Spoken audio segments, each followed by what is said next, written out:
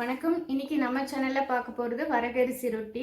வரகரிசியில் புரோட்டீனும் ஃபைபரும் நிறையவே இருக்குது. குறிப்பாக இதை வெயிட் ரெடியூஸ் பண்ணணும்னு நினைக்கிறவங்க இதை அடிக்கடி சாப்பிட்டு வரலாம்.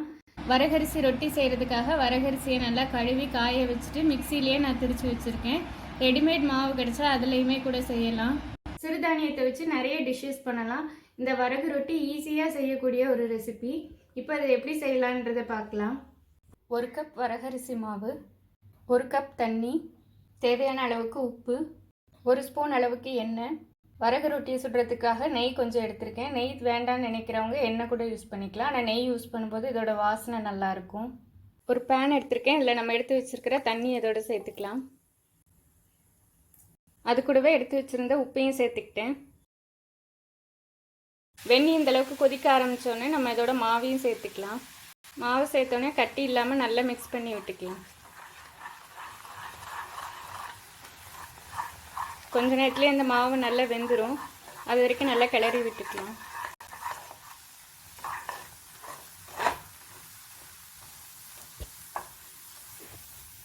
நம்ம சேர்த்த மாவு நல்லா வெந்துருச்சு. இப்போ ஸ்டவ் ஆஃப் பண்ணி இதை நல்லா ஆற வச்சுக்கலாம். இது இப்போ நல்லா ஆறிடுச்சு. நம்ம இதை ஒரு பவுலில் மாற்றிட்டு இதை நல்லா பிசைஞ்சு எடுத்துக்கலாம். லம்ஸ் எதுவும் இல்லாமல் சப்பாத்தி மாவு மாதிரி நல்லா சாஃப்ட் ஆகிற வரைக்கும் இப்படி நல்லா கைட்ட பிசைஞ்சிக்கலாம். இது கூட 1 ஸ்பூன் அளவுக்கு எண்ணெய் சேர்த்துக்கிறேன்.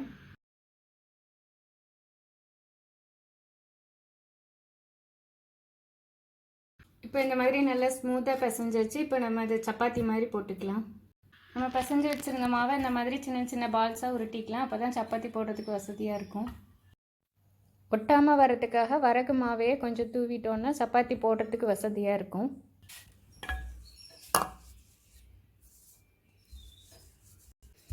இது நம்ம கோதுமை மாவு சப்பாத்தி மாதிரி ஈஸியாக போடுறதுக்கு வராது. கொஞ்சம் கேர்ஃபுல்லாக தான் போடுற மாதிரி இருக்கும். இப்போ சப்பாத்தி மாதிரி போட்டாச்சு. இதே மாதிரி எல்லா சப்பாத்தியும் போட்டுக்கலாம். வரகரிசியை சப்பாத்தி மாதிரி போட்டாச்சு. இப்போ அதை நம்ம சுட்டு எடுத்துக்கலாம். ஒரு பக்கம் போட்டு லைட்டாக 1 நிமிஷம் ஆனதுக்கப்புறமா 2வது பக்கமும் திருப்பி போட்டுக்கலாம். இப்போ இதில் நம்ம நெய் சேர்த்து சுட்டுக்கலாம்.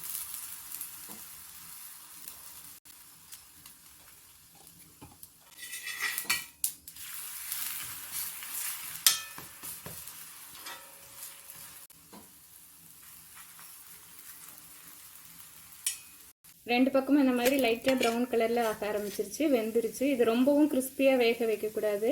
சாஃப்டாக இருந்தால் தான் இது நல்லாயிருக்கு. இப்போ எடுத்துடலாம்.